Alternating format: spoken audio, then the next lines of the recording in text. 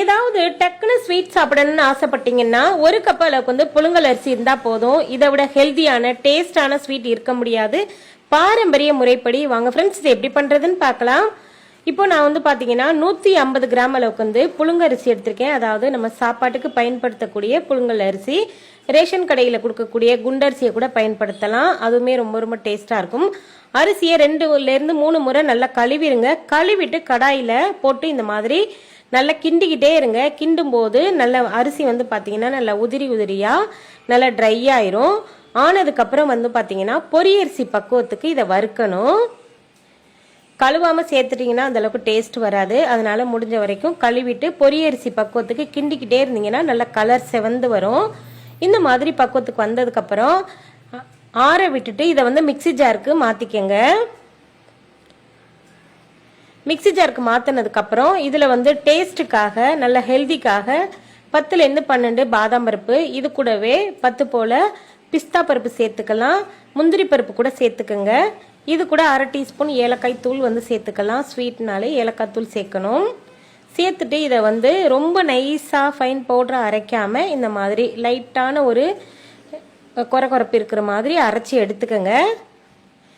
இப்போ பார்த்தீங்கன்னா இது ரெடியாக இருக்குது. இதில் வந்து பார்த்தீங்கன்னா நம்ம எந்த கப்பால் வந்து அரிசி அளந்து எடுத்தோமோ அதே கப்பை பயன்படுத்தி 1/4 கப் அளவுக்கு வந்து சர்க்கரை சேர்த்துக்கலாம். சீனி சேர்த்துட்டு இதை வந்து கேரமல் பண்ணணும். இப்போ பார்த்தீங்கன்னா நல்ல கலர் செவந்து வந்திருக்கு பாருங்க. நல்ல பொன்னிறமான கலரில் அந்த சர்க்கரையெல்லாம் நல்லா கரைஞ்சி மெல்ட் ஆகி பொன்னிறமான கலரில் வந்ததுக்கப்புறம் இதில் வந்து தண்ணி சேர்க்கணும். ஃபஸ்ட்டு கொஞ்சம் தண்ணி சேர்த்துருங்க. தண்ணி சேர்த்துட்டு இதை கரைய விடுங்க. கரைஞ்சதுக்கப்புறம் இதில் வந்து 1 கப் அளவுக்கு வந்து திக்கான பால் சேர்த்துக்கலாம். தண்ணி சேர்க்காத திக்கான பால் சேர்க்கும் போது நம்மளுடைய ஸ்வீட் ரொம்ப ரொம்ப டேஸ்டாக இருக்கும். பால் சேர்த்ததுக்கப்புறம் மறுபடியும் அதே கப்பை பயன்படுத்தி 1 கப் அளவு வந்து தண்ணி சேர்த்துட்டு மொத்தம் 2 கப் அளவுக்கு வந்து தண்ணி சேர்த்துருக்கோம். நல்லா கொதி வரும்போது நம்ம வந்து அரைச்சி வச்சிருக்க இந்த அரிசி பாதாம் பருப்பு பவுடரை வந்து சேர்த்துக்கலாம். சேர்த்துட்டு இதை வந்து நல்லா ஹையில் வச்சு கிண்டி விடுங்க. கிண்டி விட்டிங்கன்னா இந்த மாதிரி நல்லா உருண்டு திரண்டு வந்துடும். இதில் வந்து டேஸ்ட்டுக்காக நெய் சேர்க்கலாம். 2 டேபிள் ஸ்பூன் அளவுக்கு வந்து நெய் சேர்த்துக்கோங்க. நெய் சேர்த்ததுக்கப்புறம் மறுபடியும் இந்த மாதிரி கிண்டி விடுங்க. நல்லா கிண்டி விட்டுட்டு நல்ல பக்குவம் வந்ததுக்கப்புறம் அடுப்பை வந்து ஆஃப் பண்ணிடணும். ஆஃப் பண்ணிவிட்டு இதை வந்து ஒரு பிளேட்டில் கொட்டி ஆற விட்டுருங்க. இது வந்து பார்த்தீங்கன்னா பாரம்பரியமான முறைப்படி நம்ம வந்து நிறைய சின்ன வயசுகளில் வந்து நீங்கள் நிறைய சாப்பிட்ருப்பீங்க. மாவு உருண்டைன்னு சொல்லுவாங்க, அரிசி உருண்டைன்னு சொல்லுவாங்க. ரொம்ப ரொம்ப ஹெல்த்தியான ஒரு ஸ்வீட்டுங்க.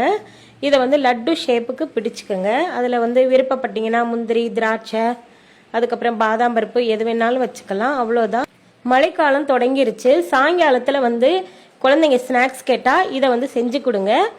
ரொம்ப ஹெல்த்தியாகவும் இருக்கும், சாப்பிட்றதுக்கு செம்ம டேஸ்ட்டாக இருக்கும். சாப்பாட்டுக்கு பயன்படுத்தக்கூடிய புழுங்கல் அரிசியை வச்சு செம்ம டேஸ்டான லட்டுங்க. இது வந்து பார்த்தீங்கன்னா பாதாம் பருப்பு பிஸ்தா பருப்பு இருந்தால் சேர்த்துக்கோங்க. பாதாம் பருப்பு பிஸ்தா பருப்புக்கு பதிலாக வந்து நீங்கள் தேங்காய் கூட சேர்த்துக்கலாம். இந்த ஹெல்த்தியான லட்டு நீங்களும் செஞ்சு சாப்பிடுங்க.